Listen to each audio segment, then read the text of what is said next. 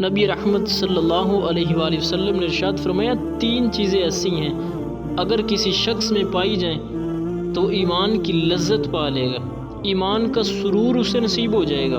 فرمایا نمبر 1، اللہ اور اس کے رسول اتنے محبوب ہوں، کوئی اور چیز اتنی محبوب نہ ہو، محبت اتنی ہو اللہ اور اس کے رسول سے کہ اس سے زیادہ کسی اور چیز سے محبت نہ ہو اسے۔